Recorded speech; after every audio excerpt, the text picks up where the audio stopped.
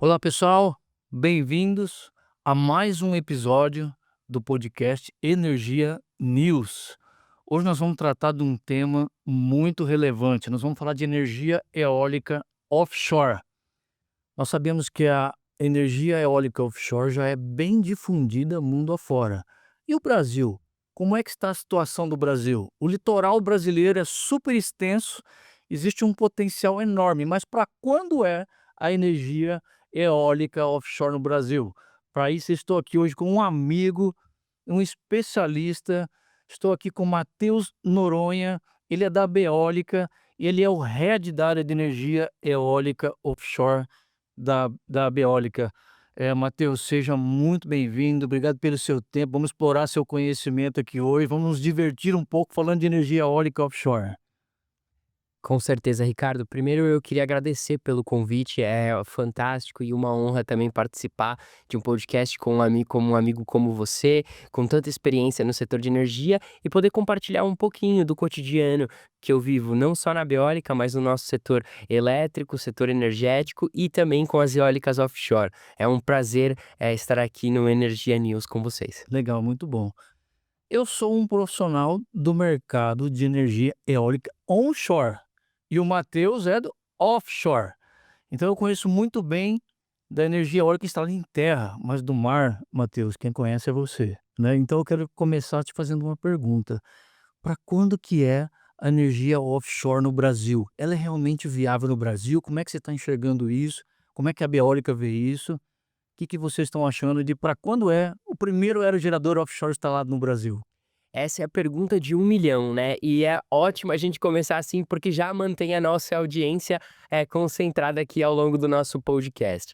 Bom, antes da gente falar um pouquinho sobre a energia eólica no Brasil, Ricardo, eu queria comentar que a energia eólica já é uma tecnologia em constante, processo de maturação nos mercados globais. São cerca de 83,2 gigawatts de capacidade instalada, e o restante é tudo de eólica onshore, né, então temos mais de 1.090 gigawatts de capacidade instalada onshore, né, então vemos que a maturidade da eólica onshore, como você falou, é muito maior do que a eólica offshore, mas a eólica offshore já se consolida como uma tecnologia promissora, principalmente em uma série de países, como China, Reino Unido, Alemanha, Holanda. Esses países têm despontado. E o Brasil, por ter um potencial eólico fantástico, um recurso do vento, com ventos unidirecionais, constantes, em uma velocidade favorável, não pode perder a chance de desenvolver a energia eólica offshore. Mas respondendo à sua pergunta, o Brasil ainda tem alguns desafios regulatórios para que a gente consiga viabilizar a tecnologia. E um desses desafios é certamente o leilão de cessão diária e algumas complementações associadas às diretrizes desse leilão. Se estabelecermos esses marcos nos próximos anos, podemos pensar nas eólicas offshore em operação a partir de 2031, 2032. Mas isso é só para a gente começar a nossa conversa. A gente vai ter muito aqui para conversar. Legal, Matheus. Você comentou aí sobre 83 giga, né? Isso no mundo é muita coisa. E eu estava lendo um relatório que diz que existe uma previsão de triplicar esse volume no mundo, né? E até 2030, ou seja, nós vamos passar de 83, 85 gigawatts instalado para quase 250 gigas. É muita energia eólica offshore. E o Brasil está começando. O Brasil está dando eu chamo de os primeiros passos, né? Pra quando você acha que vem aí o primeiro parque, já dá para saber? Porque eu sei que tem um parque piloto vindo aí, né, com alguns estados estão se mobilizando e parece que vem já algum parque piloto em breve. Interessantíssima essa pergunta. De fato, nós tivemos o Brasil Wind Power na semana passada e tivemos uma assinatura de carta de coalizão entre os governadores das regiões Rio de Janeiro, Rio Grande do Sul e Rio Grande do Norte para acelerar o desenvolvimento de projetos piloto. Esses projetos piloto eles vão auxiliar a estudar as áreas que têm potencial para o desenvolvimento das eólicas offshore, entender a velocidade do vento, a capacidade de infraestrutura e outros fatores que vão ser decisivos no desenvolvimento da tecnologia em larga escala. Lembrando que, diferente da eólica onshore, a energia eólica offshore ela tem dois momentos: o leilão de cessão diária e o leilão de energia elétrica. E esses dois momentos eles são difusos. Quando a gente fala que tem que começar a estruturar e trabalhar na energia eólica offshore desde já, é preparar todo o caminho para o leilão de cessão diária, que é um leilão que permitirá que os empreendedores recebam a possibilidade de cessão diária para estudar aquela região e verificar e avaliar se aquela região efetivamente é possível implementar ou não um projeto de eólica offshore. E só assim a gente vai saber se nessas regiões a gente vai poder desenvolver. Por isso que eu dou sempre a data quando me perguntam 2031, 2032, porque a gente depende de atos regulatórios para que tenhamos esse leilão de cessão diária e o futuro desenvolvimento desses projetos. Legal, cara, muito bom, hein. Você está com uma expectativa muito alta, deve estar bem ansioso, né, para ver essa energia se instalando no Brasil. Eu vi uma reportagem recente, agora no mês de outubro, de que existe até uma expectativa de, quem sabe, na COP30 ser anunciado um primeiro leilão de energia para o ano que vem. Será que isso acontece mesmo? Você tem ouvido falar sobre isso? O que que você acha? Nós esperamos que os caminhos das eólicas offshore possam ser abertos nesses diálogos globais e a COP30 definitivamente é um dos diálogos possíveis para que isso aconteça.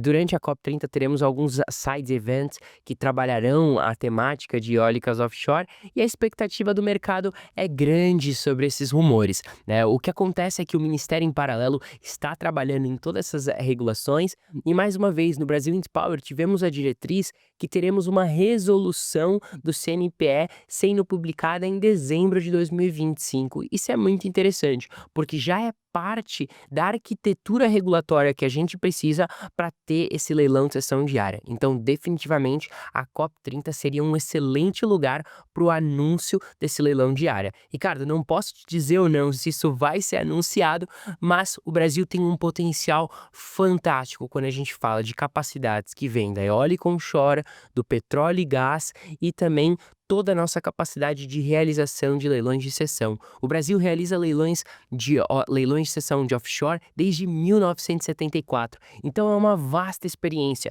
e não seria novidade nenhuma para o Brasil realizar um leilão de eólicas offshore. Obviamente, alguns fatores precisam ser avaliados para o crescimento e maturidade dessa tecnologia que segue em expansão fora do Brasil. Legal, muito bom. Matheus, eu vi também uma reportagem que dizia que já existe lá no IBAMA 250 gigawatts de projetos protocolados, pelo menos é isso que eu estou ouvindo falar, né?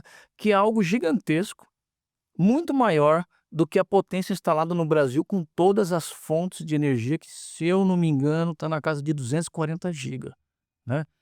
Apesar de ser muitos projetos, o potencial offshore no Brasil ultrapassa 1 terawatt de energia. É muita energia, né. Como é que os empreendedores, como é que vocês estão vendo isso, né? Será que o potencial, do litoral brasileiro, ele é tão grande assim mesmo? E aonde é que está esse potencial? Fantástico, a sua pergunta é excelente. Realmente, o Brasil tem um potencial fantástico para o desenvolvimento das eólicas offshore, mas é por isso que a gente chama de potencial. Não significa que a gente vai explorar esses 1,2 terawatts de potencial de eólicas offshore. Esse foi um dado do Banco Mundial. Quando vemos o dado da EPE, são cerca de 700 gigawatts de potencial sem considerar águas profundas. Esse 1,2 terawatts são considerando as águas profundas.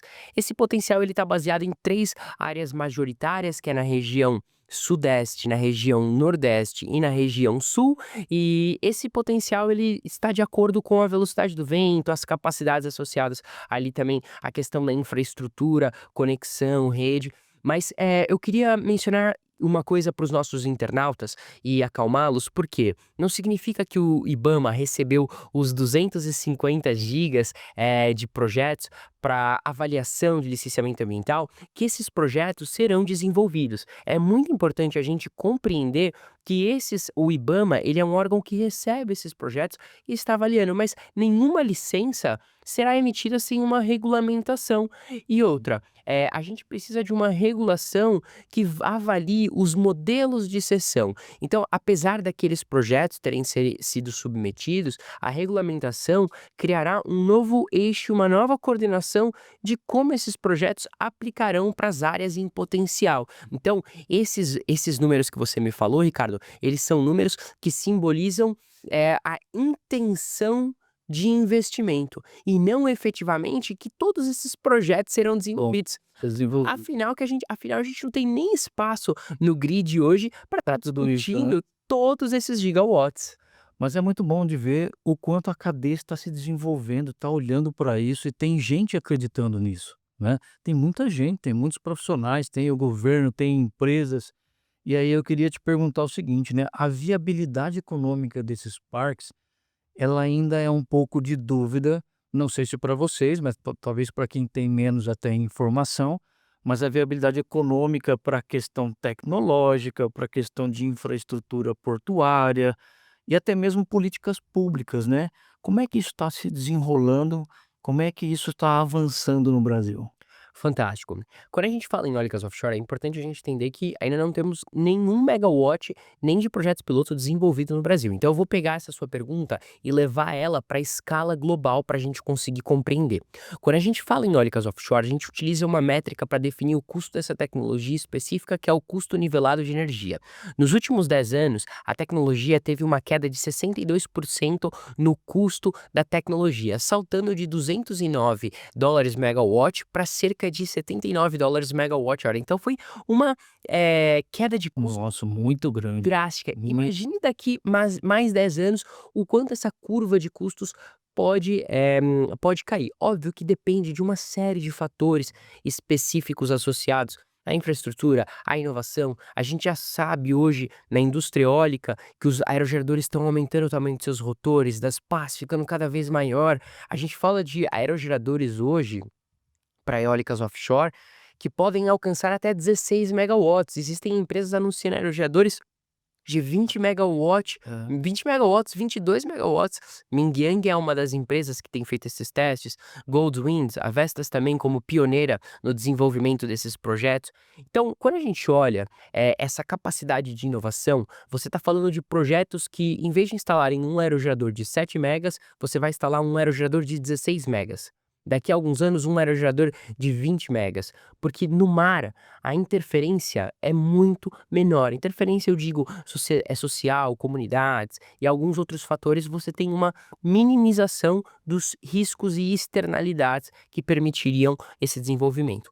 Por outro lado, a infraestrutura precisa ser avaliada. Então, todos esses fatores a gente coloca na caixinha de como vamos trabalhar o custo e o desenvolvimento dessa tecnologia nos próximos anos. Se você me perguntar, Matheus, qual é o custo das eólicas offshore hoje no Brasil?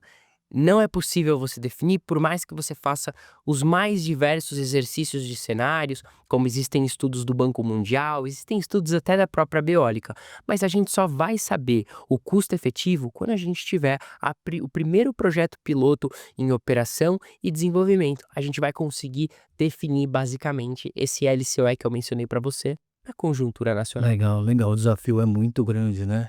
Eu até aproveito para te fazer a próxima pergunta, né? Falando sobre essa, vamos chamar de maturidade tecnológica, né? Como é que o Brasil ele está nessa questão de desenvolvimento tecnológico para offshore? O que que vocês estão imaginando?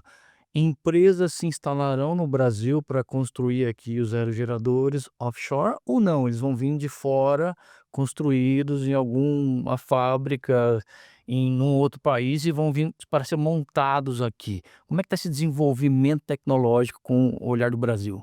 Ricardo, atualmente nós já temos uma série de empresas hoje que estão migrando, que migram e constantemente buscam novos mercados do setor de oil and gas para o setor de energia eólica offshore. Temos empresas como, por exemplo, a Oceânica, temos empresas que vêm do setor de oil and gas e estão buscando explorar inovações, como o caso da Petrobras, da Total Energy, e temos empresas aqui do setor de energia eólica hoje que estão esperando com que esse mercado possa abrir e possam trabalhar nessa fabricação local. Obviamente, quando a gente fala de aerogeradores de 16 megas, de 12 megas, a gente está falando de uma produção que ainda não é local. Então, a gente tem aí um horizonte de 5, 6 anos para o desenvolvimento desse leilão, a adaptação da cadeia produtiva e a necessidade de sinalização de mercado. Se a gente não tem uma sinalização por parte governamental de um leilão de cessão diária, fica muito difícil você estabelecer uma supply chain aqui que atenda todos esses requisitos de mercado. Obviamente, atualmente a energia eólica onshore, ela tem um índice de 80% nacionalizado. A gente tem aqui peças, componentes, uma série de produtos que poderiam ser transferidos dessa indústria Sim. para energia eólica offshore. Mas eu quero te falar uma experiência que eu tive que talvez seja muito interessante aqui. Há 2 anos atrás, eu fui na China e a gente teve a oportunidade de conhecer uma série de facilities ali na região de Guangdong e Shenzhen. A China é o país que mais possui capacidade instalada de eólicas offshore. Atualmente são 48 gigawatts instalados hoje na China. Quase a metade no mundo pertence à China, né? Muito bem, você pegou o ponto que eu queria chegar. E justamente por conta desse expertise de metade da capacidade ser instalada na China, eles aprenderam que para o desenvolvimento de eólicas offshore, você precisa trabalhar não só a indústria da eólica offshore, mas as indústrias adjacentes que dão impulso à economia. Quais são essas indústrias? Indústria naval, indústria portuária, indústria do aço, a indústria de cabeamento, essas indústrias associadas à capacidade de conexão no grid e à capacidade de movimentar outras indústrias correlatas, como embarcações, como inúmeras fornecedores que precisarão, serão vitais para o desenvolvimento dessa indústria. Por isso que a gente fala que eólica offshore é um plano de política energética, porque você vai gerar muito mais empregos, você vai movimentar muito mais economias e o investimento de capital intensivo é muito maior que eólica onshore e até do que algumas outras indústrias que estão em volta dessa cadeia da eólica offshore. Apesar de ser uma tecnologia diferente da offshore em relação à onshore, tem muita coisa parecida. Você entende, né, que vai haver uma sinergia nessa cadeia de fornecimento do onshore com offshore, ou não, ou é mínimo e vão ser setores mais isolados? O que você imagina que possa acontecer? Definitivamente. Eu recomendo nessa, pergunta um estudo que a gente fez na Beólica, que é sobre a transferência de capacidades e conhecimentos. Na eólica onshore e a toda o processo de nacionalização que a gente teve, foi fundamental para criar essas capacidades. E tudo que vem da elétrica, da parte elétrica, a gente consegue absorver para dentro da eólica offshore. Só que a gente pega muita coisa também do óleo e gás, das fundações, do tipo de fundação, das fundações monopile, das fundações semi-submersíveis, isso vem de uma grande experiência também do petróleo e gás. Por isso que quando a gente fala de eólicas offshore, a gente tem uma junção de empresas vindo de diversos lugares para compor essa indústria das eólicas offshore. E a gente monta uma indústria onde o capital intensivo é muito maior, porque você acaba precisando de experiência marítima para viabilizar a parte elétrica em alto mar, que é a que a gente já tem um vasto conhecimento, 35 gigawatts de capacidade instalada em eólica Muita coisa, offshore. né? O Brasil é um Muita motivo de coisa. sucesso em No eólica mundo, né? no É mundo. uma visão para o mundo, né, que um sucesso aqui da eólica onshore, ela de fato trouxe um resultado muito relevante, né, tanto para o país quanto para uma visão de mundo, né. Sem dúvida. Eu acredito que o Brasil é, sem dúvida, um exemplo quando a gente fala em energias renováveis e quando a gente fala em energia eólica. Principalmente porque o Brasil já tem mais de 35 gigawatts e desses 35 gigawatts é a quinta economia que mais possui energia eólica instalada. Matheus, vamos falar um pouquinho sobre desenvolvimento e integração, com o sistema elétrico nacional. Uhum. De modo geral, as usinas eólicas offshore, elas vão ficar distante dos centros de carga, dos maiores centros de cargas do Brasil. Elas vão ficar no Nordeste e o centro de carga está na região Sudeste. E aí, como é que vocês estão enxergando essa conexão tão distante? É necessário construir novas linhas de transmissão? Isso já está bem definido, está sendo estudado, o ONS, quem está envolvido nisso tudo para avaliar o sistema de transmissão que vai conectar as eólicas offshore nos grandes blocos de carga do país. Fantástico. Essa é uma das perguntas que eu recebo constantemente. E por isso que o leilão de sessão diária, ele é um fator tão importante nesse processo de decisão. Por quê? Quando você seleciona a área que vai ser desenvolvida as eólicas offshore, você precisa considerar infraestrutura de conexão, infraestrutura portuária, infraestrutura da região em relação a armazenamento, espaço de armazenamento de pás, fabricação, peças. Mas quando a gente fala de transmissão, eu vou te trazer uma informação que é bem interessante. Por exemplo, o Rio de Janeiro, ele acaba sendo uma das regiões super interessantes para a produção de eólicas offshore, porque você tem o Porto do Açu, que é um porto altamente estruturado e com uma capacidade de armazenamento de peças e componentes fantástica, além de ter a possibilidade de conexão com o grid e está próximo a um centro de carga. Interessantíssimo isso, certo? Depois você tem o sul do nosso país, que tem 6 gigawatts de capacidade de conexão atualmente hoje, para a gente interligar o nosso sistema. Para as eólicas offshore, a gente está falando daqui a alguns anos, então pode ser que a configuração do cenário mude muito. Temos muitas outorgas aguardando para sua vigência, então é capaz que essas linhas sejam ocupadas até lá. Mas cada estado proporcionará algumas capacidades distintas para a seleção daquele modelo de sessão diária. E quando a gente fala especificamente da região Nordeste, a gente precisa entender. Poxa, o Nordeste é um país, é uma região do Brasil, perdão, do nosso país, com uma potencialidade de recurso eólico fantástico. Lá temos ventos que chegam a soprar até 12 metros por segundo.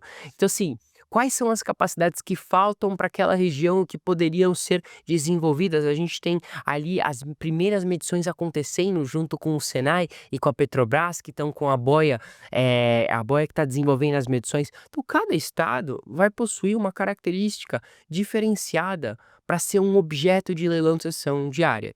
E a proximidade com os centros de carga precisará ser avaliada para a geração da energia eólica offshore no futuro.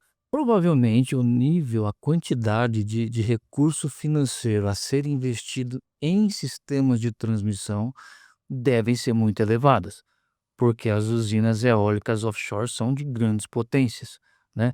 Isso já vem sendo estudado ou não chegou o momento ainda? Como é que você vê? Definitivamente, transmissão é um dos gargalos principais e não só para eólicas offshore, para eólicas onshore também. A gente precisa de disponibilidade de linhas de transmissão para conseguir fazer o escoamento no nosso sistema interligado nacional, que é dividido nos 4 subsistemas principais. Mas para as eólicas offshore especificamente, esse vai ser um ponto crucial para o desenvolvimento da tecnologia. Tivemos um estudo lançado pela região Nordeste, pelo governo de estado da região do Rio Grande do Norte, que estudava a disponibilidade das linhas de transmissão. E ali se falava que há uma necessidade latente de infraestrutura e conexão naquela região se a gente quiser desenvolver alguns dos projetos. Então, transmissão é definitivamente um gargalo, mas o que a gente precisa entender é que transmissão continuará sendo um gargalo para onshore e offshore se não alinharmos com as metas de planejamento. E isso a gente vai ter que fazer nos próximos anos se a gente quiser continuar a expansão das renováveis no nosso sistema. Não, legal, muito bom. E será que nós conseguimos aprender algo com outros países? Por que eu estou dizendo isso? Porque tem países como a China, como o Reino Unido, que eles estão muito, muito, muito mais avançados que nós, né, já lá já tem cadeia desenvolvida, fabricação, funcionamento e muita coisa.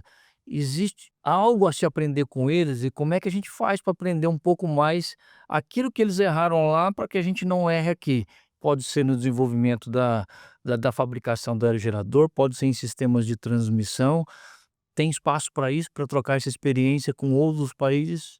Temos tudo a aprender com os países que já desenvolveram. Inclusive, o Brasil está numa posição de vantagem estratégica quando chega como latecomer no mercado.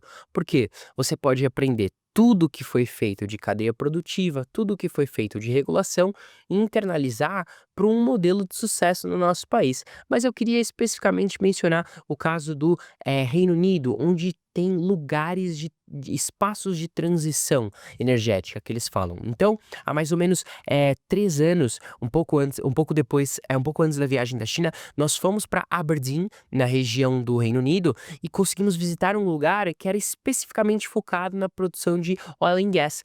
E aí, essa cidade, ela fez esse processo de transição compartilhando os conhecimentos que você tinha das regiões que desenvolviam oil and gas para energia eólica offshore. Então, muitas trocas foram estabelecidas. Um outro exemplo de sucesso é o caso da China, que criou hubs específicos de infraestrutura nas regiões portuárias para atender todos esses projetos de eólicas offshore. Então, você tinha, por exemplo, ali na região de Guangdong, um parque da CGN, uma fábrica da Mingyang, uma fábrica de cabos, uma fábrica que fazia automóveis e todas essas regiões, elas acabaram virando clusters industriais. Então é muito mais do que desenvolver a indústria das eólicas offshore. As indústrias das eólicas offshore, elas são apenas uma forma de induzir um hub industrial para o Brasil. Então, quando a gente olha as eólicas offshore, o Brasil, o governo brasileiro, precisa olhar como uma forma de atrair indústrias que podem movimentar a nossa economia. Então, é aquele dilema, né? A gente precisa aumentar a demanda, mas ao mesmo tempo a gente não pode colocar muita carga no sistema. Então, fica qual que é o caminho que a gente deve adotar? Equilibrar isso tudo, né. Como Grande desafio. equilibrar isso tudo? Esse é o grande desafio, e eu acho que a resposta está na atratividade que o Brasil tem. Agora, não dá para falar de parque eólico offshore sem pensar em modelos híbridos. Existe espaço mesmo, de verdade, para modelos híbridos com plantas de hidrogênio, por exemplo? Se sim, tanto faz Nordeste, Sul, Rio de Janeiro, Espírito Santo, como é que isso está se desenrolando aí? Como é que está sendo estudado essas estações de geração offshore híbridas? Amigo, interessantíssima essa sua pergunta, mas antes da gente passar para o hidrogênio, eu quero te falar o que já está sendo realizado no mundo. Na Escócia, no ano passado, nós tivemos um leilão especificamente focado em plataformas de em eólica offshore que atenderiam plataformas de oil and gas, especificamente um leilão para isso. Ou seja, já se trabalha essa possibilidade no contexto internacional. No contexto nacional, eu sei que algumas das empresas setoriais, Equinor, Petrobras, estavam estudando esses mesmos modelos para o desenvolvimento e descarbonização dessas plataformas. Afinal, a gente está numa corrida para descarbonização. É muito mais fácil você desenvolver um elétron que se conecte para descarbonizar uma plataforma do que tentar viabilizar caminhos que ainda se provam, tentam se provar viavelmente econômicos em relação à tecnologia. E eu não estou falando isso especificamente pelo hidrogênio, mas estou falando isso pelo que a gente já tem no mundo. Além desse trabalho, desse leilão que aconteceu na Escócia, a gente tem um exemplo concreto atualmente do que acontece na Noruega, que já tem algumas plataformas de petróleo sendo abastecidas por eólica offshore naquela região. Então é super interessante, principalmente em alto mar, que você pode desenvolver as plataformas específicas flutuantes, vão ser uma alternativa para descarbonizar o petróleo e gás. Legal, sensacional, Matheus. Só boas notícias para o nosso país, né? E, Matheus, e me diz mais uma coisa, quando a gente olha para a questão de complementariedade, como é que vai ser essa relação da geração de energia eólica offshore com outras fontes, com a fonte hídrica, com a fonte solar, né, com a fonte, eólica onshore. Como é que isso está sendo visto, essa complementariedade? De fato ela existe? A complementariedade de geração é uma coisa muito importante para a gente considerar uma nova fonte na matriz elétrica, porque afinal, quando a gente fala em matriz elétrica, a gente tem que buscar a diversificação das fontes. Não pode ser só eólica, não pode ser só solar, não pode ser só eólica onshore ou só eólica offshore. A gente precisa de um equilíbrio para ter uma matriz diversificada e que proporcione segurança. Essa complementariedade, essa curva de geração, ela parece muito com a curva de geração atualmente das próprias eólicas onshore, em que você vai ter ali, principalmente à noite, uma incidência maior de ventos complementando quando você tem uma baixa produção de energia elétrica ali na parte da noite por parte da solar. A mesma coisa serve ali em relação às questões hidrológicas também. Em baixos momentos de pluviosidade, você tem maior geração de vento e as eólicas offshore podem complementar, fazendo um papel um pouquinho similar com a eólica onshore, mas com picos maiores de geração na parte da noite, onde venta mais, onde você não tem obstáculos em alto mar e que podem colaborar para essa complementação. Uma coisa interessante, se você me permite, na semana que vem eu vou para o Canadá numa conferência sobre energias e tecnologias marítimas. Além da complementariedade por meio da geração de energia eólica offshore nos ventos, você pode utilizar outros recursos marítimos, como energia das ondas, como boias.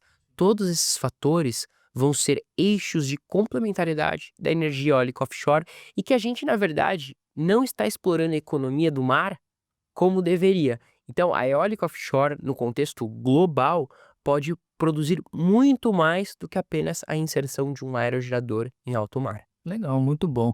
A eólica offshore, ela tem uma tendência no Brasil de ter uma entrega de energia mais no horário da noite do que durante o dia?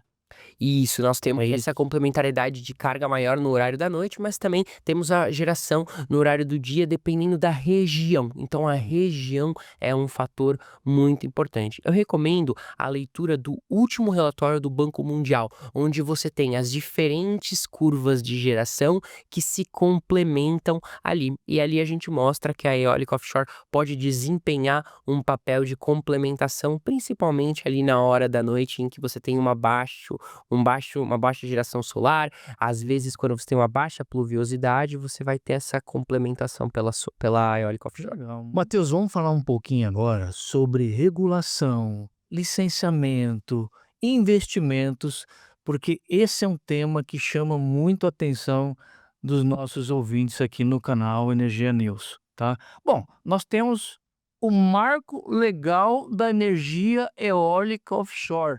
Saiu, né? E aí, quais são os benefícios que esse marco traz para o setor? É o suficiente para dar segurança aos investidores e para deslanchar o mercado? Fantástica pergunta. Saiu, né? Tão esperado. O marco regulatório saiu em janeiro de 2025, mas ele não é um trabalho que saiu em janeiro de 2025 puramente. Ele é um trabalho que vem aí do projeto de lei 576 do ex-senador Jean Paul Prats, também ex-presidente da Petrobras, que trabalhou aí na estruturação desse marco regulatório que hoje se consolida como a Lei 15.097.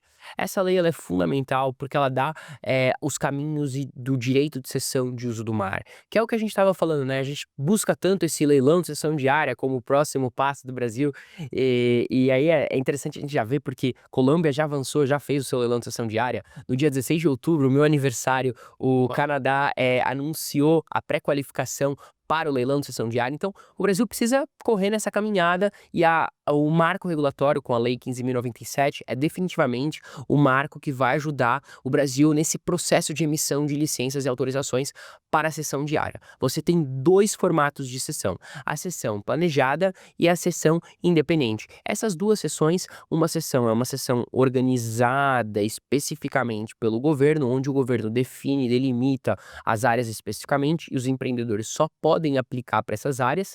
E a sessão independente é a sessão onde a gente vai ter, independente não, permanente, porque no projeto de lei era independente e se tornou permanente. Então a gente tem permanente e planejada. Na sessão permanente, os empreendedores podem aplicar para os locais que eles entendem que poderiam ser desenvolvidas esses projetos de eólicas offshore. Não significa que eles vão ganhar autorização, porque essas áreas elas são macro-selecionadas também pelo governo. Então tem uma macro-área e dentro dessa macro-área você pode aplicar para a seção permanente. Então, isso é muito importante te explicar, tá bom, Ricardo? Por quê? Depois disso, você tem todo o processo de licenciamento. Não é porque você faz a sessão diária, você já recebe a autorização e pode desenvolver, como alguns grupos sociais têm manifestado, mas o trabalho para a sessão, ele é muito grande. Então você primeiro recebe a sessão diária, depois você vai pedir a licença, você vai estudar aquela região, vai ver se efetivamente vale a pena ou não desenvolver um projeto lá. Pode ser que não vale a pena e pode ser que valha muito a Puta, pena. Então você não sabe, a sessão diária ela é justamente para que possam se gerar dados informativos e por isso os projetos pilotos são tão fundamentais no nosso contexto nacional. teve um outro passo que foi dado também pelo CNPE, que é o Conselho Nacional de Política Energética. Foi criado um grupo de trabalho ali para eólica offshore. Isso também é um passo muito importante, muito relevante para esse avanço, né? Fantástico. O Grupo Interministerial de Eólicas Offshore, ele é um grupo que já existe há alguns anos e foi formalizado no mês passado, a sua criação. O que é super bacana, porque você tem os principais órgãos competentes que estarão envolvidos na emissão de licença. Para facilitar isso, o governo vislumbra a possibilidade de criar um one-stop shop. Para os nossos internautas que ainda não sabem o que é um one-stop shop, o one-stop shop trata-se de um portal único de gestão que eles chamam de PUG. PUG, o cachorrinho mesmo, Sim. a definição é Portal Único de Gestão. E a gente sempre brinca com isso porque o Portal Único de Gestão, ele é um facilitador, porque o empreendedor poderá pedir todas as licenças e avaliar todas as licenças por meio desse Portal Único de Gestão. E os órgãos competentes informarão: aqui você pode fazer a solicitação, aqui não, tem que ter um ajuste na sua solicitação ou não, e mediante isso, essas licenças serão aprovadas ou não e emitidas para que o empreendedor avance com o desenvolvimento do projeto. E como é que está a questão de autorização para os primeiros projetos? Fantástico. Já tem algum um indício ali de quando virão as primeiras autorizações? É, por enquanto a gente não discute se essas autorizações devem sair ou não, porque a gente precisa dessa lei. Então, muitas pessoas aplicaram para o IBAMA, isso não significa que os projetos serão desenvolvidos, e a gente precisa finalizar essas complementações regulatórias e ter o anúncio de leilão de sessão diária para que os empreendedores possam efetivamente receber as áreas e pedir as licenças para o futuro desenvolvimento desses projetos. Então, imaginemos que você é um empreendedor e recebeu a sua, sessão diária pós um leilão. Participou do leilão, conseguiu, bidar pela melhor área com critérios qualitativos, quantitativos, precificáveis, etcétera. Após isso, você ainda precisará pedir essas licenças que serão avaliadas pelo órgão ambiental. Então isso é muito importante a gente entender, tá. E aí o órgão ambiental vai dizer: "Olha, essa área, ela já foi pré-selecionada avaliando uma série de critérios. O governo não coloca uma área lá sem avaliar critérios básicos antes do pedido de licenciamento". Então isso é muito relevante a gente Muito relevante. mencionar, porque as pessoas acham que esse é um processo de licenciamento fácil, mas não, é um processo moroso e que segue um benchmarking global de rigor e critério no processo de licenciamento. Ou seja, os desafios ambientais e de licenciamentos, eles são muito grandes. E é um caminho a ser trilhado e a ser aberto, já que isso não foi vivido no Brasil ainda, né. Então eu fico tentando imaginar aqui o tamanho do desafio para fazer o licenciamento ambiental de um parque. Ele vai seguir uma regra estadual ou vai ser do IBAMA nacional ou o quê? Os órgãos competentes, eles precisarão se alinhar para avaliar as áreas que são de exclusão ou não. Então, não consigo te avaliar efetivamente se todas as áreas que os empreendedores terão interesse ou que elas poderão ser disponibilizadas pelo Poder Executivo, elas poderão ser, ofertadas para leilão, porque uma série de fatores precisarão ser avaliados não só do ponto de vista ambiental, mas também social, que a gente não teve a oportunidade de falar, principalmente por parte de respeitar as atividades de pesca, as atividades de turismo que já são desenvolvidas. A Beólica desenvolveu esse documento, que é Instrumentos de Engajamento de Comunidades para o Futuro das Eólicas Offshore.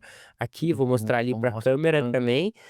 E esse documento, ele é um documento que foi desenvolvido junto com o GIUEC, com o objetivo de demonstrar a importância do engajamento das comunidades nesse processo. Então, consultas públicas precisam ser conduzidas, envolver essas comunidades no processo de consulta é fundamental para que o futuro dessas licenças seja feito de forma segura e minimizando os riscos. Então esse é um trabalho muito interessante, tem inúmeros casos da Coreia do Sul, temos casos aqui dos Estados Unidos, de como essas comunidades foram envolvidas para que se acelerasse a emissão dessas licenças e que pudesse contar com a própria indicação. E é tão legal, Ricardo, porque em alguns exemplos a gente tem os pescadores indicando as áreas que seriam apropriadas de desenvolvimento de eólicas offshore. E quando É você mesmo? Existe? existe, Uhum. e quando você cruza os dados, você vê Bate. que bate. E então é super interessante a importância do conhecimento das comunidades. Eu não sei se eu vou conseguir encontrar aqui, mas é muito interessante, por exemplo, o mapa de delimitação de zonas, em que Uhum. as comunidades faziam exercícios aqui para poder pintar na região dos mapas especificamente. As áreas que eram impeditivas para o desenvolvimento de eólicas offshore. E Olha após só. cruzarmos com os dados que haviam digitais, fazia-se todo sentido que aqueles projetos fossem desenvolvidos lá, não só para minimização do impacto social, mas também para a produção de energia elétrica e outros fatores associados à infraestrutura das Ô, regiões. Matheus, e me fala uma coisa com relação a modelos de negócio. Vamos tentar imaginar aqui modelos de negócio. Os primeiros, eles vão vir como? Eles vão vir através de uma concessão, de uma autorização, talvez uma parceria público-privada, talvez a Petrobras, o Senai do RN, que eu vi notícias agora, né, sobre o Senai fazendo uma parceria, se não me engano, com a Petrobras para fazer um parque lá no Rio Grande do Norte, né? Como é que vocês estão vendo isso? Fantástico. Algumas parcerias já se configuram, como, por exemplo, essa do Senai e a Petrobras para desenvolver os estudos para o projeto piloto. Ainda não estamos falando de projetos em escala, obviamente a gente já tem algumas conversas, mas isso tudo não é concreto enquanto a gente não tem um leilão de sessão diária, porque você não sabe qual que vai ser a estrutura de modelo de negócio mais apropriada para o desenvolvimento daquilo. Então você vê que na nossa conversa uma das palavras-chave é modelo, leilão de sessão diária. Modelo do leilão de sessão diária. Isso é fundamental se a gente quiser entender que eólicas offshore poderão acontecer em 2030 e 31. Então o Brasil precisa trabalhar agora nesse leilão de sessão diária para esse desenvolvimento. Mas voltando para sua pergunta, existem várias empresas que estão desenvolvendo as estruturas para ter e desenvolver esses projetos. Dentre elas, Ocean Winds, que é uma empresa junção da Engie e da EDP, você tem a Total Energies, você tem a EDF, você tem a própria Petrobras como um player potencial, a Equinor, que já tem projetos fora do Brasil, você tem a Ørsted, que hoje não está em operações especificamente atuando no Brasil, mas está em diferentes mercados do mundo, você tem a Iberdrola, que aqui também se chama Neoenergia. Todas essas empresas são empresas que participarão desses projetos de eólicas offshore. Aí você tem outras empresas que vão dar o apoio e a infraestrutura, como Boskalis, como Vanords e DEME Group. Todas essas empresas também vão fazer parte do processo de desenvolvimento do projeto, e não só como empreendedoras. Sim. É, pelo que eu estou entendendo aqui, o poder público vai ajudar muito no desenvolvimento do mercado, da cadeia de fornecimento, enfim, de todo o setor de eólica offshore, mas ele vai ser essencialmente privado, né? Vai ser capital privado que vai ser inserido na construção desses parques eólicos offshore. É isso, né? Definitivamente. Eu quero te falar algumas informações que talvez sejam interessantes. A maior parte é capital privado, só que muito vem de financiamento. Então a gente tem 30% no final de 2018, a gente tinha 30% dos projetos sendo financiados por financiamento, por recursos corporativos, e 70% tudo por financiamento. Então, financiamento de bancos e tudo. Então, esses financiamentos são muito importantes. E depois você tem algumas outras modalidades de blending financing, que você vai misturar recursos corporativos com financiamento bancário, com financiamento de fundos específicos. Então, o Banco Mundial lançou um outro relatório, aí já é um documento muito interessante falando sobre como a mescla de fundos de investimento podem ser trabalhados para desenvolver essa tecnologia. Então você vai ter o capital privado, você vai ter o financiamento dos bancos públicos e você vai ter o poder executivo ali trabalhando nos leilões de cessão, nos modelos dos leilões de cessão.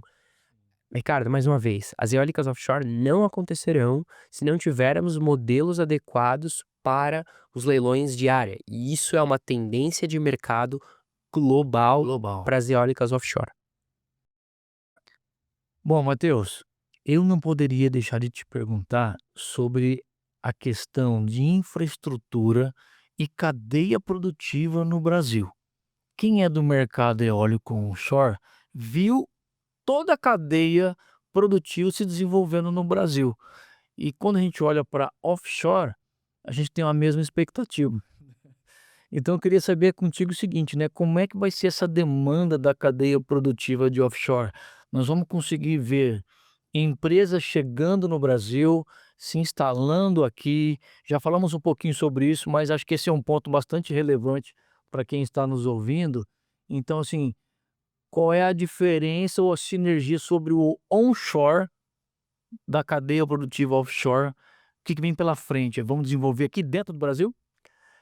Olha, as expectativas são altas e a gente quer, nós da indústria buscamos, o máximo de apoio para que seja desenvolvido como foi desenvolvido a eólica onshore. Mas é importante a gente entender que essa indústria é uma indústria de capital intensivo e que a gente vai ter que trabalhar alguns eixos centrais para o desenvolvimento e infraestrutura é um dos primeiros pontos a serem levados em consideração, principalmente infraestrutura portuária. A gente fala que eólicas offshore começam dos portos. A gente tem 3 portos estratégicos, que é o Porto do Rio Grande, Porto do Açu e o Complexo do Pecém. Alguns portos estão sendo, estudados, como o Porto de Salinas, da região ali do Rio Grande do Norte. Alguns outros estaleiros poderiam ser utilizados como apoio e, sem dúvida, esse vai ser um ponto fundamental para a estruturação dessa cadeia produtiva. Em paralelo, a flexibilização das regras de conteúdo local vão ter que ser avaliadas no começo da indústria, especificamente se a gente quiser criar uma indústria competitiva no médio e longo prazo. A gente está vendo um aumento, como mencionei para você no começo da apresentação, dos aerogeradores, da potência nominal, aerogeradores cada vez maiores. Só que isso demanda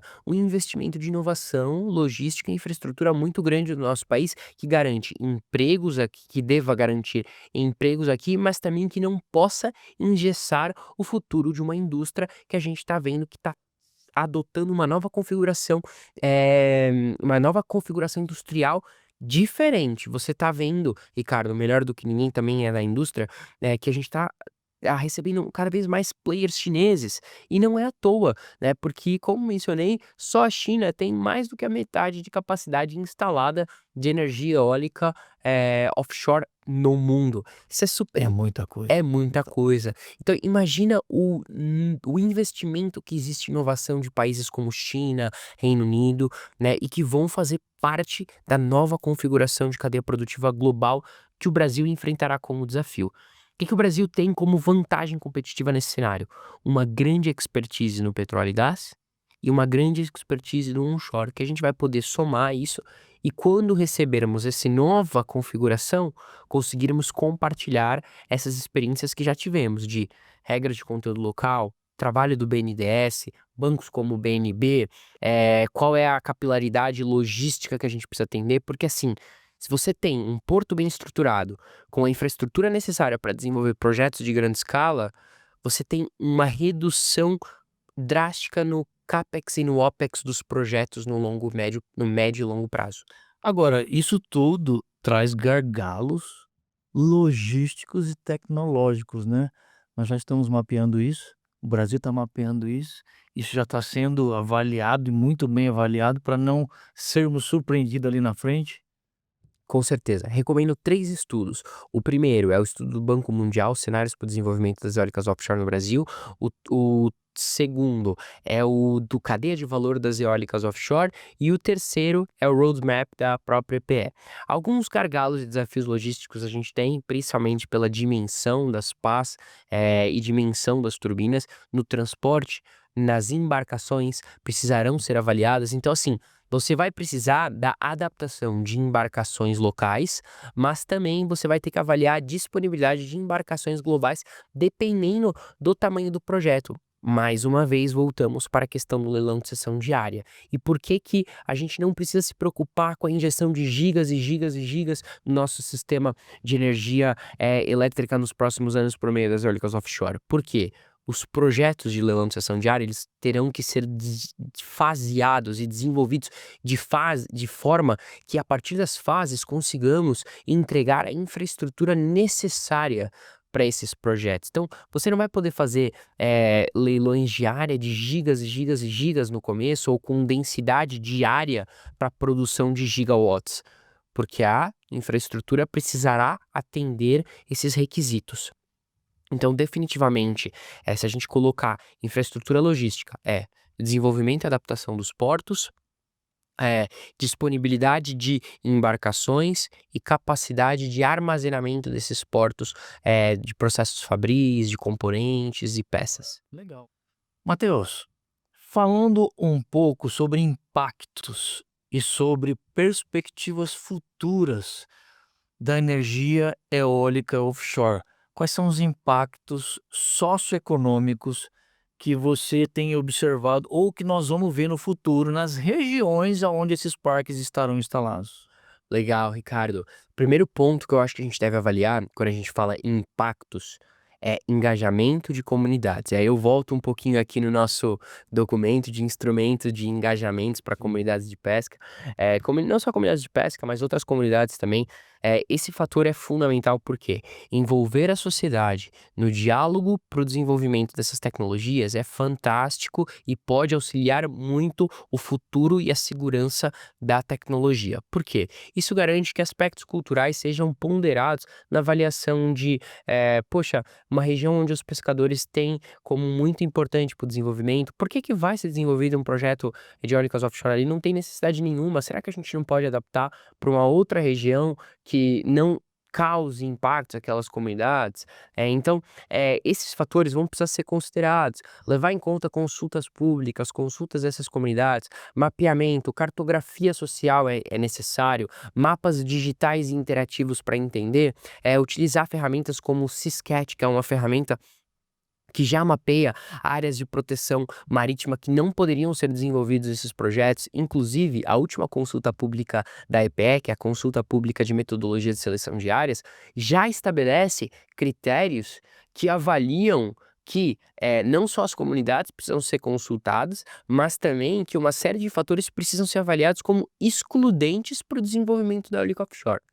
Se todos esses fatores forem seguidos, nós teremos uma minimização de riscos de impactos sociais e ambientais. Lembrando que todas as fontes de energia elétrica ou energia possuem suas adversidades e pontos positivos. Então a gente vai ter que equacionar a balança se o Brasil quiser entrar nessa corrida da transição energética e entender que a energia eólica, junto com a solar e outras fontes, são uma das energias mais limpas do mundo. E a gente vai precisar avaliar qual é o posicionamento estratégico que o Brasil quer adotar nos próximos anos. Matheus, é o seguinte, tem muita gente empolgada no Brasil com energia eólica offshore, mas também tem muita gente empolgada com hidrogênio verde. Vai dar para trabalhar essas duas fontes de energia juntas? Será que um dia nós vamos ter tanta energia eólica offshore sendo transformada em hidrogênio verde e isso sendo exportado para outros países mundo afora? Com certeza o hidrogênio é um hot topic do momento. E aí, quando a gente fala em hidrogênio, a gente não pode esquecer que essa realmente é uma forma de revolucionar os sistemas econômicos convencionais que a gente tem, porque a gente consegue armazenar energia elétrica e exportá-las. Isso é super interessante. E quando a gente olha para as eólicas offshore, a gente precisa entender e compreender que a gente tem duas coisas que unem dois tipos de geração de energia. E para isso eu recomendo a leitura de um dos nossos estudos, junto com a Álvares Marçal, a Beólica Álvares Marçal, Hidrogênio Verde e Eólicas Offshore. Esse estudo se encontra no site da Beólica, em Dados e Estudos, e lá a gente demonstra como isso pode acontecer para o futuro e para a escala global, não só para o Brasil. Então você vai ter a utilização da água, o bombeamento da água, dessalinização, você vai ter a eletrólise e a partir dessa eletrólise você vai ter a compressão e exportação desse hidrogênio para diferentes regiões do mundo que poderão ser utilizadas, porque a eólica offshore está no mar, né? E a gente Sim. produz o hidrogênio utilizando água, né? Só que aí você vai ter a dessalinização, a eletrólise, alguns desses processos que ainda estão sendo estudados para reduzir a curva de custo tecnológico, principalmente por conta que alguns tipos de eletrólise usam membranas de prótons e o processo ainda é um pouquinho caro e precisa ser avaliado de uma forma que viabilize isso. Mas a gente espera que o futuro possa trazer aí a união complementar entre eólicas offshore e hidrogênio. A perspectiva é positiva, né? Perspectiva é positiva, a gente enfrenta hoje um desafio positivo, que é um desafio de inovar. Então, É. a gente deixa o recado aqui no nosso podcast para que os futuros jovens engenheiros e futuras pessoas de diferentes áreas que buscam se aventurar por tecnologia consigam trazer inovações não só para a área de hidrogênio, mas para a área de revolucionar o sistema econômico convencional baseado em petróleo e nas trocas lastreadas por petróleo que a gente tem.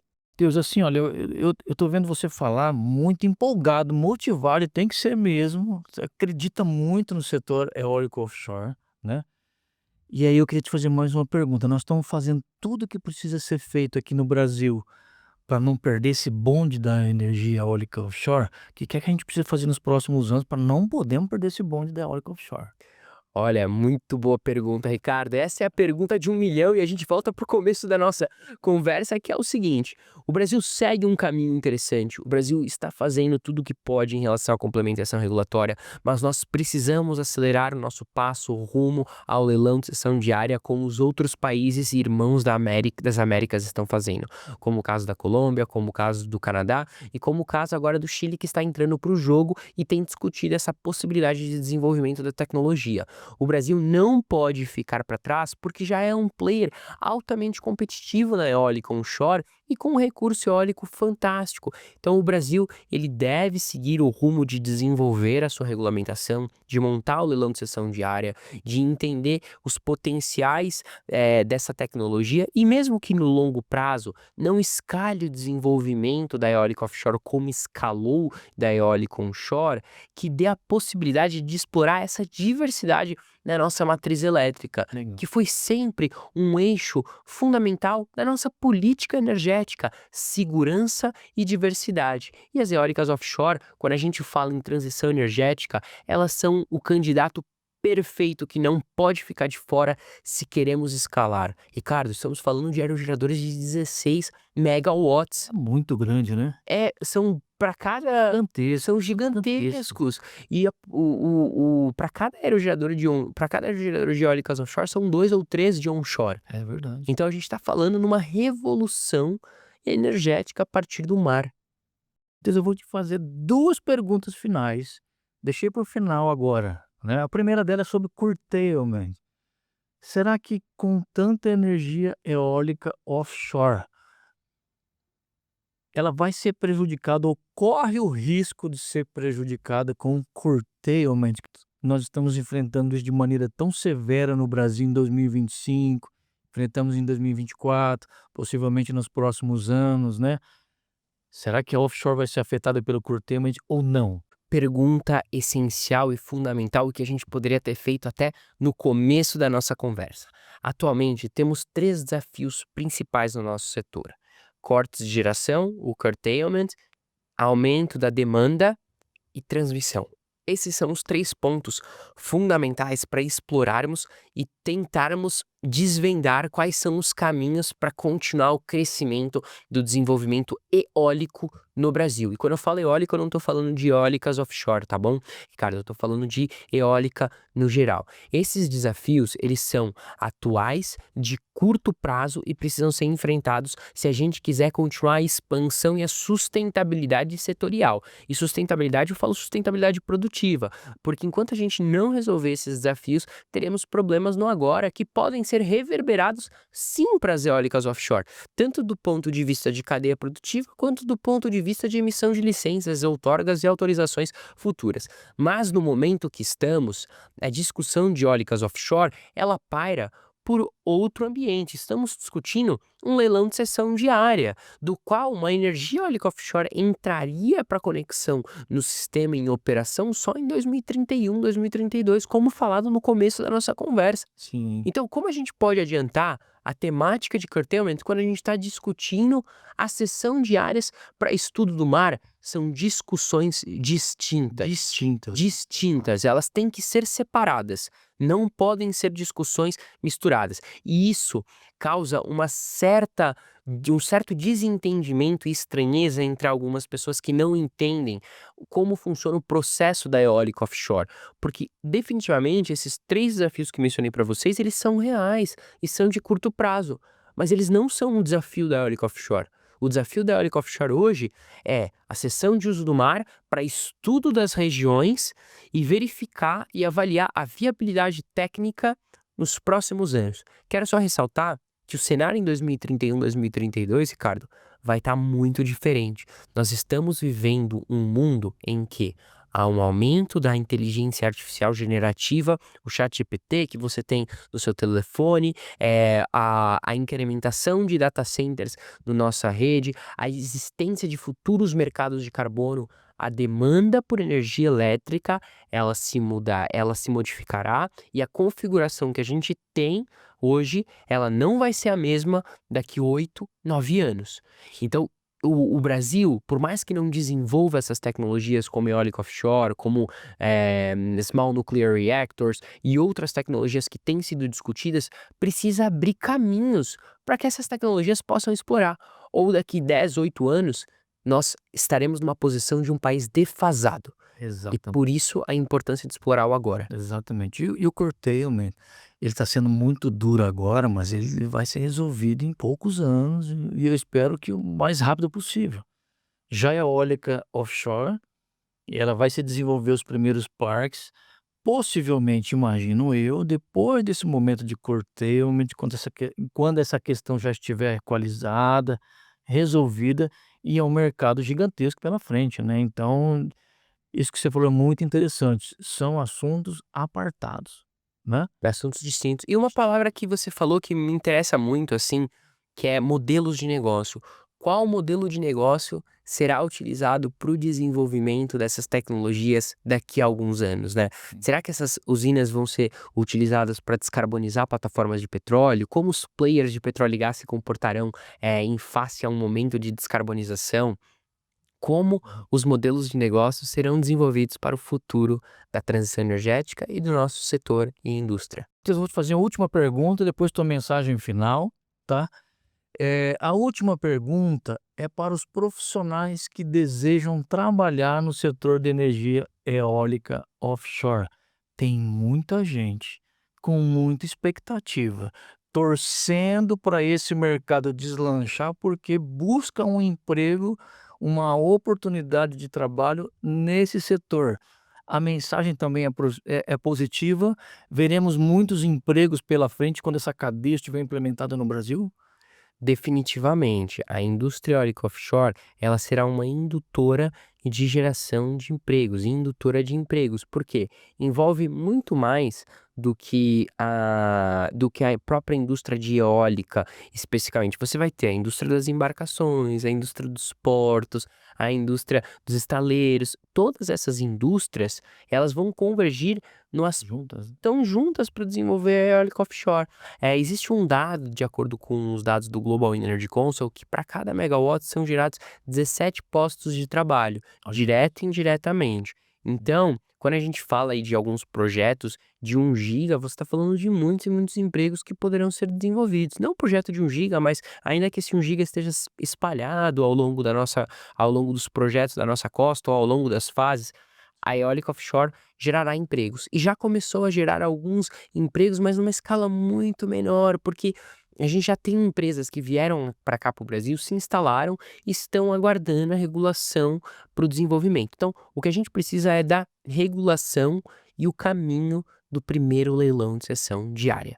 Essa é a mensagem que eu gostaria de deixar Mensagem. e dizer para as pessoas já se prepararem, se capacitem para uma indústria que futuramente poderá trazer oportunidades para o desenvolvimento da indústria eólica offshore e para o desenvolvimento dessa economia global voltada para descarbonização e transição energética. Então, eu te agradeço demais por você ter vindo aqui compartilhar toda essa tua experiência, essa tua visão. Gente, o Matheus Noronha, ele é o head da área de energia eólica offshore da Beólica E para finalizar, eu quero pedir para ele a tua última mensagem, como alguém tão otimista quanto você é, que está batalhando tanto pelo setor, a tua mensagem final. Perfeito. Olha, a gente não tinha ensaiado isso, mas, se eu puder deixar uma mensagem, eu acho que, a energia e a transição energética, ela não se trata só de modelos de negócio, ela não se trata só de escalada tecnológica, de redução de curva, ela se trata de pessoas. As pessoas fazem a transição energética. E se a gente quer, mudar o contexto climático, o contexto de reduzir os impactos e desastres climáticos que a gente está vivendo, a gente vai depender das pessoas. E as pessoas vão ser o vetor dessa transição. Então a minha mensagem vai muito mais do que as eólicas offshore, vai para as pessoas que querem participar desse combate às mudanças climáticas. Obrigado mais uma Muito vez. obrigado, Obrigado, tamo prazer. junto.